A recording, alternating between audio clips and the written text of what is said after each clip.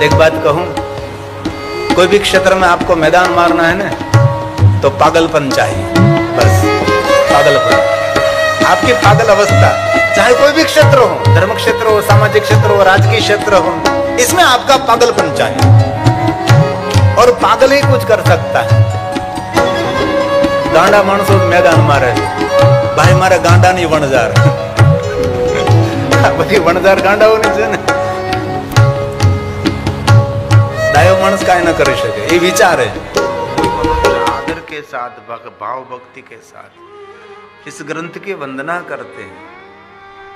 और आपके घर में शिव महापड़ ग्रंथ है, कभी आपसे पाठ न हो सके, पारायण न हो सके, सब कुछ नहीं हो सकता। ये तो क्योंकि हम सब व्यवहार लेकर बैठे हैं, परिवार लेकर बैठे हैं, बहुत सारा कार्य, बहुत सारी जिम्मेदारी रहती है, तो कभी कभी नहीं हो सकता पाठ, तो उस ग्रंथ की वंदना करें। आपके घर में जो ग्रंथ शिव महापुराण ग्रंथ है, उसको प्रणाम करें। उसकी पूजा करने की तो विशेष महिमा है, लेकिन इस ग्रंथ को प्रणाम करने की भी विशेषता है। धर्म ग्रंथों को प्रणाम करना चाहिए, धर्म ग्रंथों की परिक्रमा करनी चाहिए, धर्म ग्रंथों की पूजा करनी चाहिए, धर्म ग्रंथों का पाठ करना ही चाहिए। धन्य शिव महापुण्य से कथा परम पावनी, यस्य श्रवण मात्रेण, जो कोई मनुष्य इस कथा का श्रवण करते हैं, मनुष्य परम शांति को उपलब्ध होता है, उनको शांति मिलती है। संपत्ति का जीवन में बहुत मूल्य है, लेकिन संपत्ति से पहले मानव के जीवन में शांति बहुत आवश्यक है।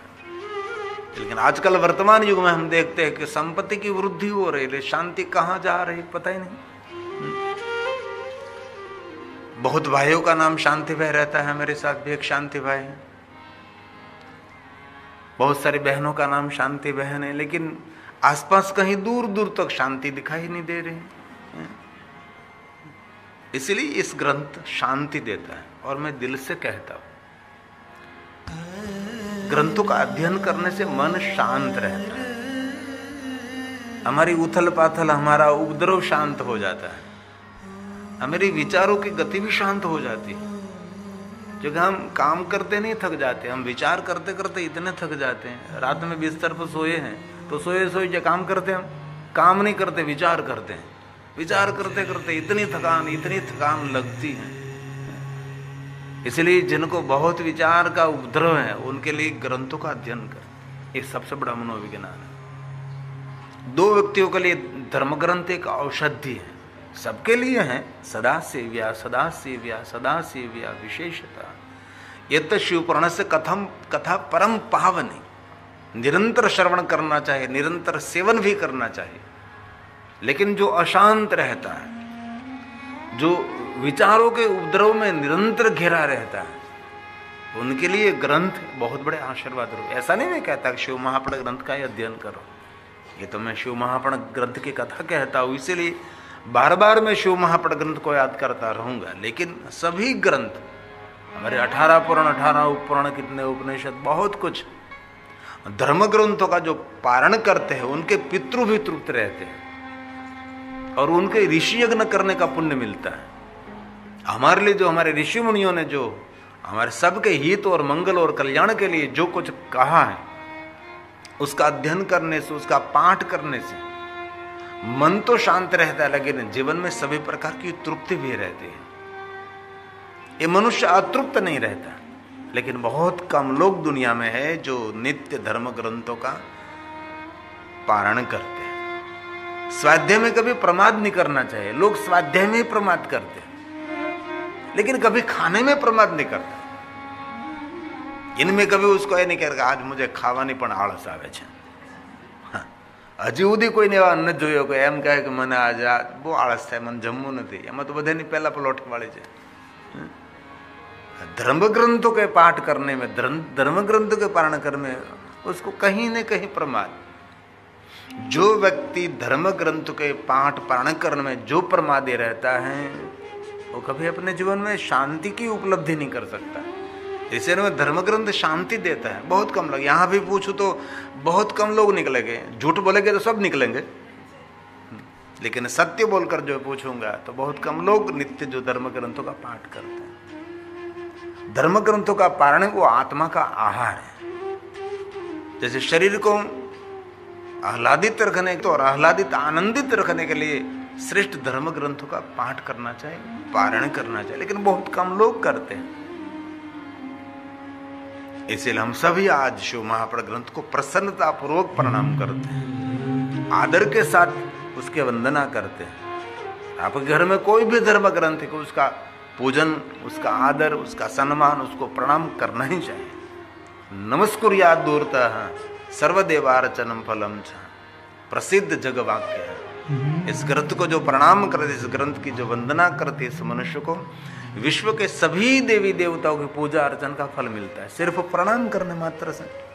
इसलिए धर्म ग्रंथों की वंदना जीवन की वेदनाओं में से मुक्ति देने वाला है। इसलिए धर्म ग्रंथों की वंदना करते हैं। इसलिए पहले श्लोक हमने उठाया, इस ग्रंथ को प्रणाम करें। वंदे शिव पुराणं हि सर्वदाहं प्रसन्नधि, शिवः प्रसन्नताम्यया दद्यात् स्वपदयोरति,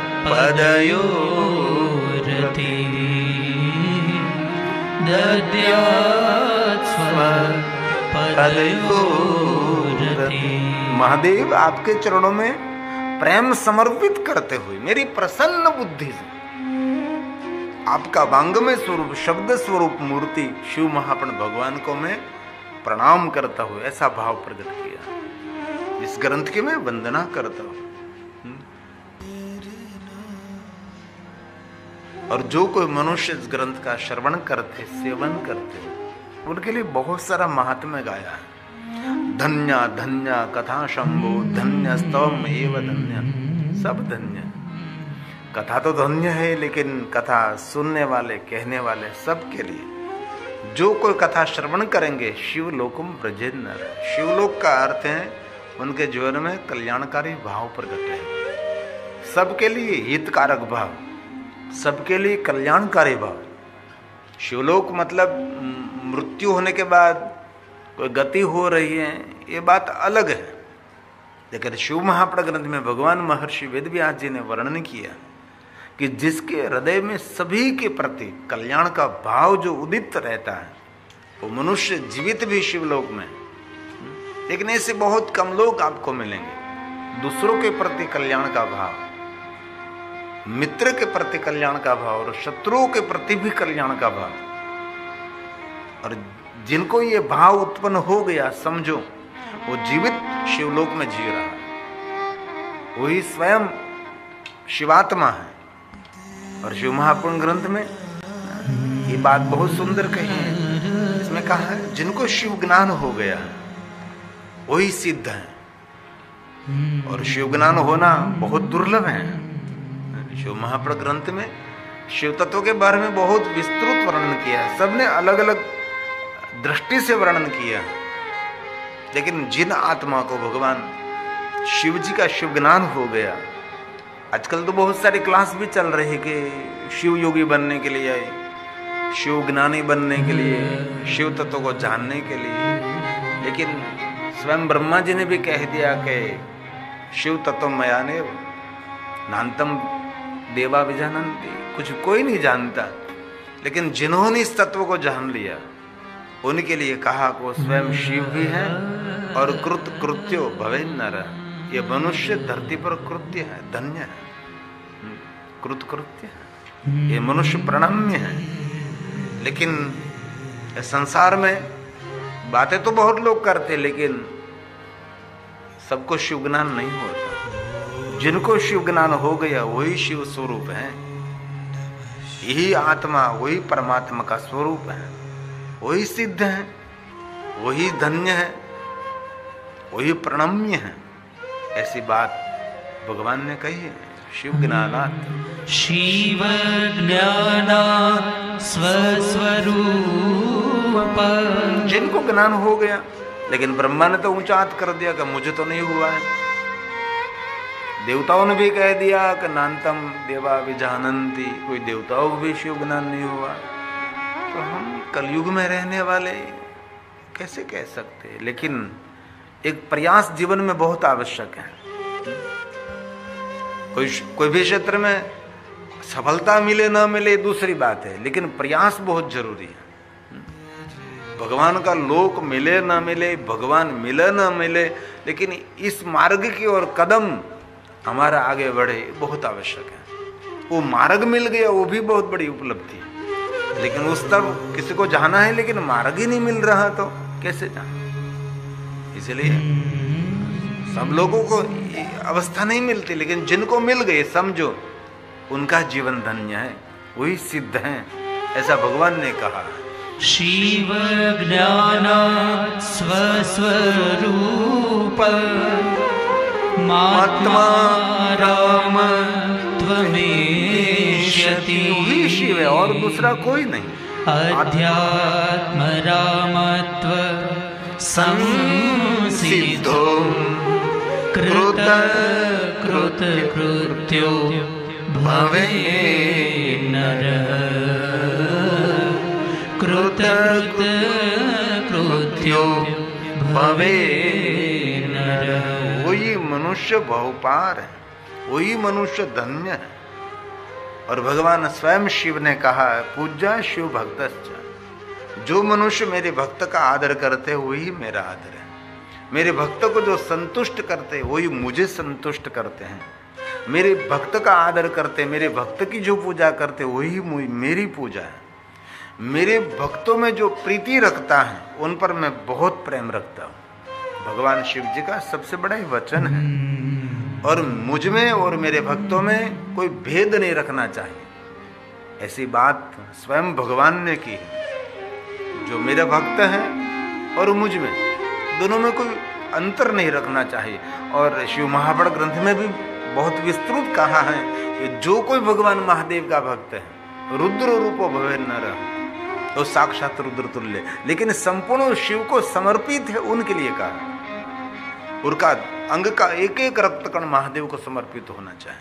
उसका शरीर का एक एक रुआ भी भगवान शिव जी को समर्पित होना। उसका चित्त, उसका मन, उसकी विचारधारा, उसका व्यवहार सब कुछ भगवान महादेव को समर्पित है, वही शिव भक्त है। सिर्फ बाल में तिलक कर लिया वो तो एक हमारी पहचान है, हमने रुद्राक्ष को धारण कर लिया, नहीं, संपूर्ण शिव के प्रति हमारा संपूर्ण समर्पण। ऐसे बहुत शिव भक्त हैं, महादेव की सेवा उसको दिखाई कुछ दिन दे रहा है, महादेव ही महादेव दिखाई। हम रोज गाते हैं आपो दृष्टि माँ तेज अनोखू, सारी सृष्टि माँ शिवरूप देखो, तो गाते रहते हैं। मेरे गुजरात तो घर घर में गाते हैं आपो दृष्टि माँ तेज अनोखू, सारी सृष्टि ने शिवरूप देखूं। આખી સૃષ્ટિમાં શિવરૂપ દેખવાની વાતો કરતી હોય પણ પોતાના મા બાપમાં ને પોતાના સાસુ સસરામાં શિવરૂપ દેખવાની વાતો ન કરે। આ દુઃખની જ વાત ને, પોતાના પરિવારમાં ભગવાન મહાદેવનું રૂપ દેખવાની વાત કરે તો સત્ય છે। આ ગુજરાતીઓની જગ પ્રસિદ્ધ અમારી આ પંક્તિ છે, ગાતે જ રહેતે અને પછી ઉલ્લી નિંદાય કરતા હોય। આ નિંદા છે ને બેઠા બેઠા ન થાય, ઉલ્લી થાય। आपो दृष्टि मां तेज अनोखू। કેટલી સુંદર વાત છે। सारी सृष्टि मां शिव रूप देखूं। આ ભાવ જો ઉભો ઉત્પન્ન થઈ જાય તો કોઈ પરાયું ન રહે, કોઈ આપણું પણ ન રહે। पण बस गाते रहो, कभी न कभी तो जोत जलेगी। जो बत्ती बनाई है और बत्ती तैयार भी किए हैं, दिवल भी उसमें पुर दिया है और दीप जलाने के लिए हमारी संपूर्ण तैयारी भी है, तो आज नहीं तो कल दीप तो जलेगा। गाते तो रहे, कुछ तो घटना होगी। तो भगवान महादेव ने स्वयं ने कहा मेरे भक्तों का जो आदर करते हैं वही मेरा आदर करते, मेरे भक्तों की जो पूजा करते वही मेरी पूजा। ऐसा स्वयं भगवान ने कहा। मैंने प्रथम का अंक में श्लोकात्मक और सूत्रात्मक कहने का प्रयास करूंगा। आपको जरूर जगाते रहूंगा, आपके सामने, सबको सामने देखता रहूंगा, मैं पूर्ण जागरूक रहूंगा, कोई सो न जाए, सब जागते रहें। 7 बजे तक तो जगाने का काम मेरा है, इसलिए सबके चेहरे का दर्शन करते रहता हूँ। ये भगवान ने कहा है, ये श्लोक महादेव ने गाया है। पूजया शिव भक्त स्वयं ने कहा, मेरे भक्तों की जो पूजा करते हैं और मेरे भक्तों में जो प्रेम रखते हैं, पूजया शिव भक्त शिव प्रीततरो भवे शिवस्य शिवभक्तस्य भेदो नास्ति शिवो हि सः भेदो नास्ति शिवो हि सः। इसलिए कोई महादेव का भक्त है, भगवान महादेव का भक्त और महादेव में कभी भेद नहीं करना चाहिए। इसलिए शिव महापड़ ग्रंथ में कहा, कोई भी जाति का, कोई भी ज्ञाति का। शिव जी की विशेषता यह है कि भगवान महादेव के सानिध्य में कोई ऊपर नहीं, कोई नीचा नहीं, वहां कोई जाति ज्ञाति वर्ण भेद नहीं है। इसलिए शिव श्रेष्ठ है, सबका स्वीकार है और सबको अपना सानिध्य देते हैं, वो शिव है। इसलिए भगवान शिव जी की श्रेष्ठता यह है, कोई जाति ज्ञाति वर्ण भेद कुछ भी नहीं है। ये महादेव सबको एक समान दृष्टि से धारण करते हैं और एक समान कृपा करते हैं। सभी देवताओं में और भगवान महादेव में एक विशेषता है, सभी देवताओं में जो है वो तो महादेव में है ही, लेकिन बहुत सारे देवताओं के पास नहीं है, वो शिव में है। और शिव जी की विशेषता ये है, शिव जी सबका मंगल करते हैं, सबका कल्याण करते हैं, सबको सुख देते हैं, सबको शांति देते हैं। और भगवान शिव किसी को दंड नहीं देते। उसकी दुनिया में क्षमा का साम्राज्य है। कई लोग शिव जी से बहुत डराते, लेकिन शिव जी से कभी डरना नहीं। जीवन में एक भूल नहीं, अगणित भूल जिन्हें की है उनको भी क्षमा देने वाला, क्षमा सिंधु है भगवान शिव जी। इसलिए विश्व के कोई भी देवी देवताओं की उपासना आप करते हैं, लेकिन शिव की उपासना के बिना विश्व के सभी देवी देवताओं की उपासना पूर्ण नहीं है, अपूर्ण है। इसीलिए हमें ऋषि कहते हैं, ये शिव भक्ति, शिव भक्ति, बस शिव जी की भक्ति मिले। और देवता भी यही झंकना करते हैं कि महादेव की भक्ति मिले। भगवान राम जी ने भी कहा कि आपके प्रति हमारा भाव कभी विचलित नहीं होना चाहिए। जो भगवान श्री राम ने कहा वही भगवान श्री कृष्ण जी ने कहा कि मेरा भाव आपके प्रति निश्चल रहना चाहिए, कभी विचलित ना हो, कभी आपके प्रति मेरा दुर्भाव न प्रकट हो।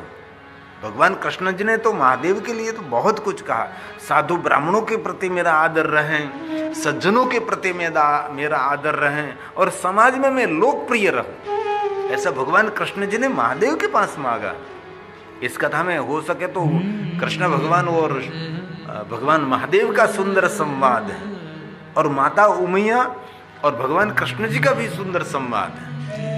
इसलिए जिनको शिव भक्ति मिली है वो धन्य है।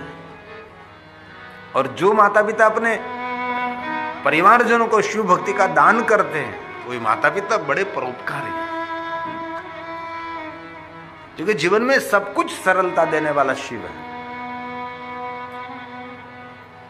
इसलिए ऋषि मुनियों ने कहा कि बस महादेव के प्रति हमारी भक्ति रहे। एक भी ऋषि ऐसा नहीं जिन्होंने शिव के प्रति भाव प्रकट नहीं किया। अरे एक भी देव भी ऐसा नहीं, सब ने भगवान महादेव के प्रति ही भाव प्रकट किया, क्योंकि शिव जी की दुनिया है भावों की दुनिया। भाव भावा कर्म शिवा। महादेव के प्रति हमारा शुद्ध और समर्पित भाव होना वही सबसे बड़ी महादेव की भक्ति है। उसके प्रति हमारे, उसको पुष्प चढ़ाओ, बिलोपत्र चढ़ाओ, वो तो भाव व्यक्त करने का एक हमारे पास एक तरीका है कि ऐसे हम भाव व्यक्त करते कि फूल माला, पुष्प चढ़ाए, बिलोपत्र चढ़ाए, ये भाव प्रकट करने की एक परंपरा है। लेकिन वास्तव में जिनके हृदय में महादेव के प्रति अगाध भक्ति है, अतुट भक्ति है, वही साक्षात शिव जी का स्वरूप है। इसलिए ऋषि मुनियों ने कहा हमको महादेव की भक्ति मिले। शिवे भक्ति, शिवे भक्ति, शिवे भक्ति भवे भवे। एक भाव नहीं, दो भाव तक महादेव की भक्ति मिले, अन्यथा शरणम नास्ति। स्पष्ट कह दिया, अन्य को शरण नहीं, दूसरों का शरण हमारा नहीं चाहिए, अन्य को देवताओं का शरण नहीं, आपका शरण चाहिए। क्योंकि आपका शरण मिल गया तो समझो विश्व में सभी देवताओं का शरण मिल गया, क्योंकि सभी शिव जी के शरण में बैठते, शिव जी के चरण में रहते हैं। भगवान महादेव का सानिध्य मिल गया तो शिव के सानिध्य में कौन है? सभी ऋषि, देवता, तीर्थ, ग्रह, नक्षत्र, सब कोई महादेव के सानिध्य में। जिनको शिव चरण मिल गया उनको सब कुछ मिल गया समझो। इसलिए ऋषि मुनियों ने कहा कि बहु भाव तक महादेव आपके प्रति हमारी भक्ति रहे, अन्यथा शरण, अन्य को शरण नहीं, आपका ही शरण, अन्यथा शरणम नास्ति त्वमेव शरणम मम, त्वमेव शरणम मम।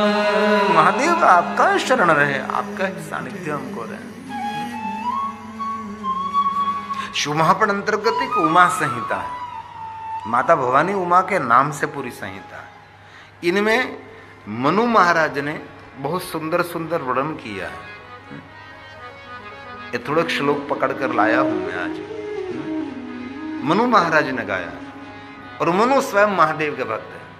मनु शत्रु पर शिव जी को समर्पित कौन नहीं। इसलिए शिव जी के बारे में, महादेव के बारे में जो जो कहा है वो सब कुछ देवताओं के लिए नहीं कहा। ये तो बहुत समय तक शिव महापुराण ग्रंथ को इतनी लोकप्रियता नहीं मिली, इसीलिए शिव के बारे में बहुत लोग अनजान रहे, अनसुने भी रहे।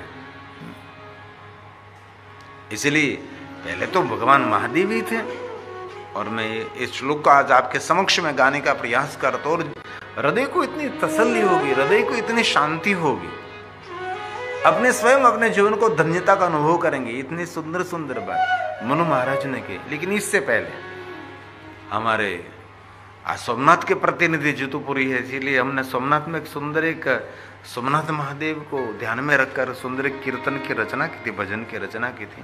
सोमेश्वर है, चंद्रेश्वर, हमारा जो ज्योतिर्लिंग प्रथम ज्योतिर्लिंग है। और ये पहली बार भी इंग्लैंड में आए हैं ना जितुपुरी जी। कभी भी सोमनाथ जाओ तो जितुपुरी बापू को मिलिए, એટલે आपके लिए सब सरल हो जाएगा। और दीव भी बाजू में है ना, हम आपको भी याद करते थे रास्ते में, है ना, जितुपुरी को बता रहा था मैं अब आपके बारे में। हमारे सबके रचना है, सुंदर रचना है सोमेश्वर महादेव।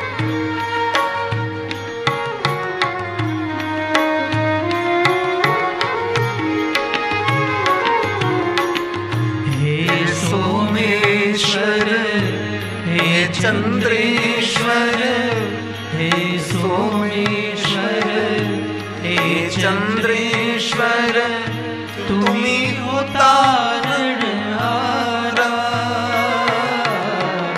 जय जय है सोमनाथा, जय जय है सोमनाथा। हे सोमेश्वर, हे चंद्रेश्वर, हे सोमेश्वर, हे चंद्रेश्वर, तुम्ही हो तारणहारा। जय जय है सोमनाथा, जय जय है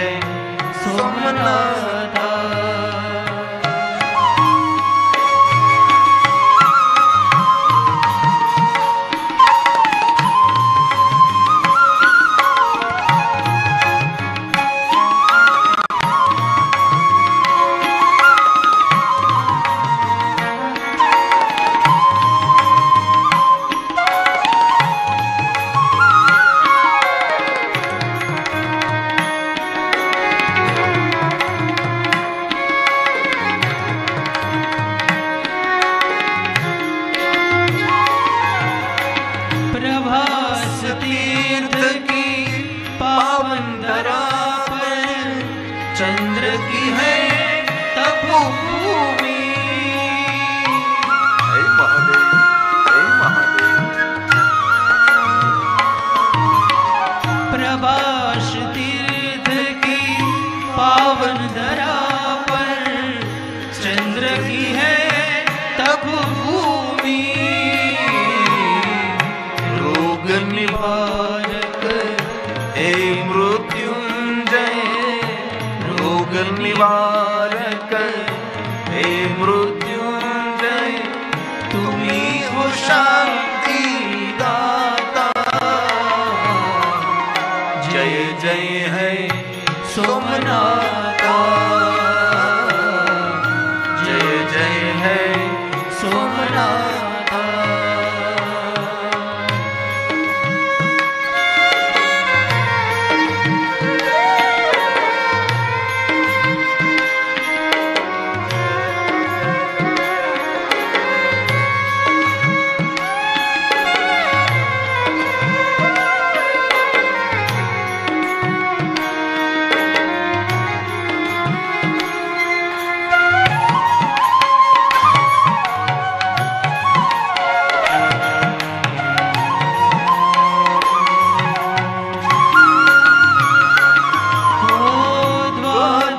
लिंग की प्रथम ज्योति है, करुणा करो जगदाता।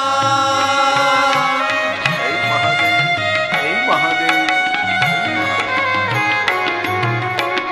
द्वादश लिंग की प्रथम ज्योति है, करुणा करो जगदाता।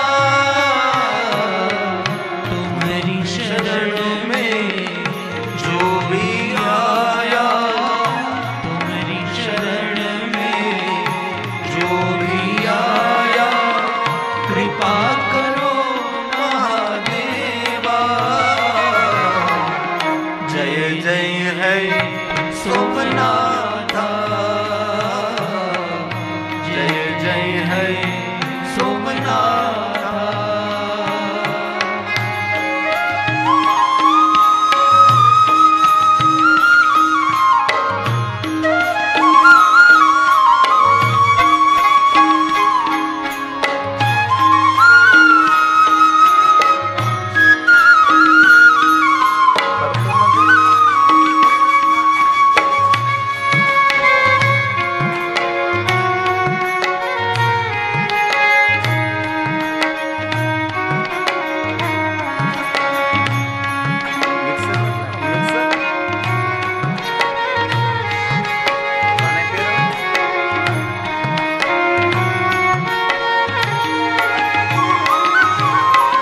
कृष्ण बलराम और ऋषि मुनियों ने की है सोम की पूजा।